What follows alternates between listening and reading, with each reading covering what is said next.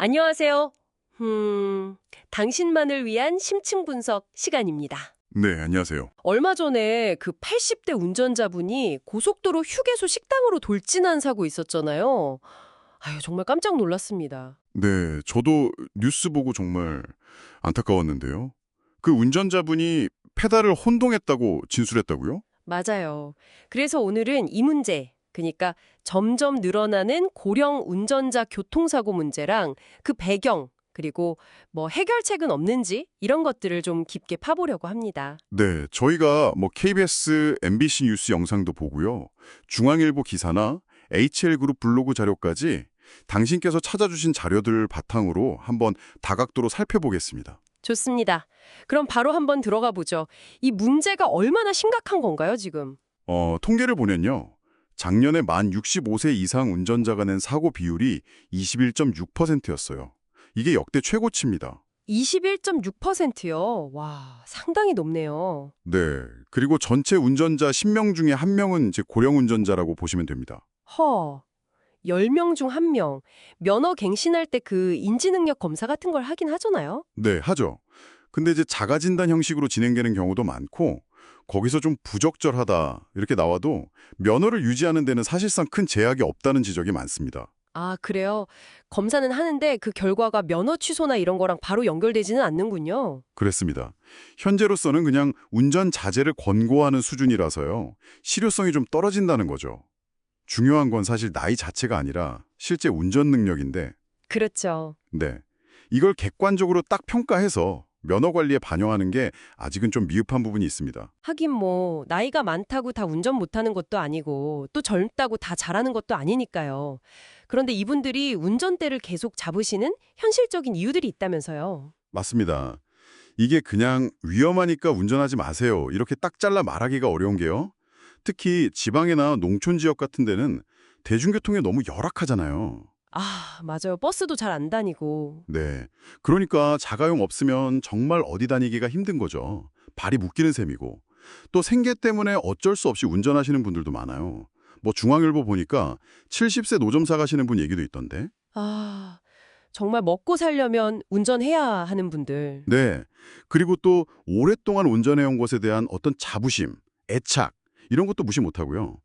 또 하나 짚어야 할 게 우리나라 노인 빈곤율이 4.4%로 상당히 높잖아요. 40.4%?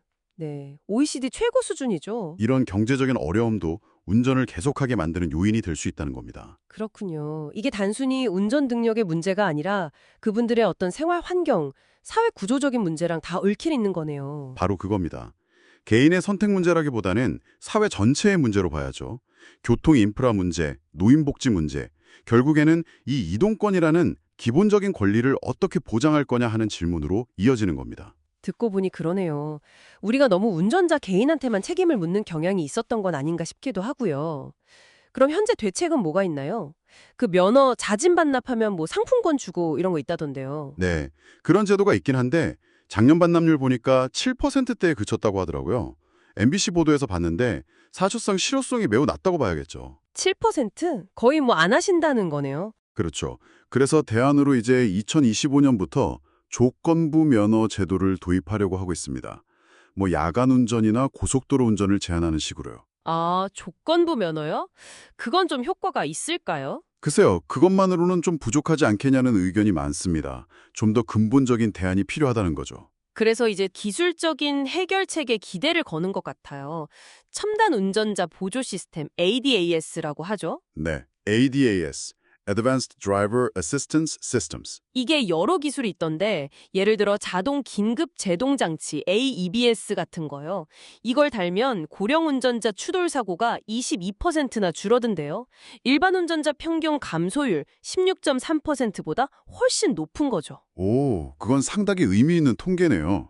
고령 운전자분들이 특히 취약할 수 있는 유형의 사고를 기술이 효과적으로 막아준다는 거니까요. 네, 단순 보조를 넘어서는 거네요. 그렇죠. 유럽에서는 아예 운전자 상태 감지하는 DMS, 운전자 모니터링 시스템 장착을 의무화하려는 움직임도 있고요. 아, DMS요? 운전자가 졸거나 딴짓하는지 감시하는 건가요? 네, 맞습니다. 시선 추적이나 생체 신호 같은 걸로요. 그리고 페달 오조작 사고, 이것도 문제인데. 맞아요. 아까 그 휴게소 사고도 그거였잖아요. 네. 그래서 현대차에서 캐스퍼 일렉트릭에 페달 오조작 안전보조, PMSA라는 기능을 처음 넣었다고 하더라고요. 장애물 앞에서 가속 페달을 확 밟으면 이거 실수다 싶으면 차가 알아서 제동을 거는 거죠. 오, 신기하네요. 그런 기술이 벌써 나왔군요. 네. 사실 일본은 우리보다 훨씬 전부터 이 문제를 고민해 왔어요. ADAS 장착하면 보조금 주는 사포카 제도라는 것도 있고요. 사포카요. 안전운전 지원차 뭐 이런 뜻인가 보네요. 네, 맞습니다. 그리고 토요타나 혼다 같은 기업들은 AI 이용해서 사고 예측하거나 운전자 상태 감지하는 기술 계속 개발하고 있고요. 중요한 건 일본에서 페달 오조작 방지 장치를 보급했더니 관련 사고가 거의 절반으로 줄었다는 분석도 있어요. 김필수 교수님 분석인데요. 절반이나요? 와, 효과가 확실하네요. 네, 그래서 기존 차량에도 이런 안전장치를 달 수 있게 지원하고 관련 애프터마켓을 활성화하는 게 중요하다는 거죠. 그렇군요. 자율주행 기술도 점점 현실화되고 있는 것 같고요. 하동군에서는 농촌 어르신들 위해서 자율주행 셔틀버스 시범 운행한다던데요. 네, 그런 시도들이 있죠. 일본에서는 아예 무인 택시회사 설립 계획도 있고요. 닛산이랑 미쓰비시가 같이 한다고 하더라고요. 또 차 안에서 운전자 건강 상태 체크하는 헬스케어 기술까지 나오고 있고요. 와, 정말 기술 발전이 빠르네요. 핵심은 이겁니다. 기술을 이용해서 고령 운전자의 이동을 막는 게 아니라 어떻게 하면 더 안전하게 이동할 수 있도록 도울까 하는 관점으로 봐야 한다는 거죠. 네, 규제가 아니라 지원으로 가야 한다는 말씀이시군요. 그렇습니다.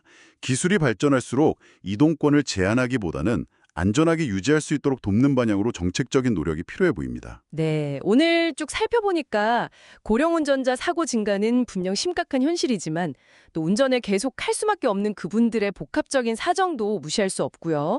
다행히 ADAS나 PMAS, 자율주행 같은 기술들이 어떤 해결의 실마리가 될 수도 있겠다는 생각이 드네요. 맞습니다. 결국은 안전 강화라는 사회적 요구와 이동권 보장이라는 개인의 기본권 사이에서 균형점을 잘 찾아야겠죠. 이게 우리 모두의 숙제일 겁니다. 당신께서도 이 점을 좀 같이 고민해 주시면 좋겠습니다. 네, 마지막으로 당신께 이런 질문을 던져보고 싶습니다. 첨단 기술이 발전하면서 앞으로 고령 운전자의 이동을 제한하는 쪽보다는 이런 안전 기술을 통해 오히려 더 오랫동안 안전하게 운전할 수 있도록 지원하는 방향으로 가야 하지 않을까요? 만약 그렇다면 이런 좋은 기술들이 비싸서 일부만 쓰는 게 아니라 정말 필요한 모든 분들에게 돌아가게 하려면 우리 사회가 또 어떤 고민과 노력을 더 해야 할까요?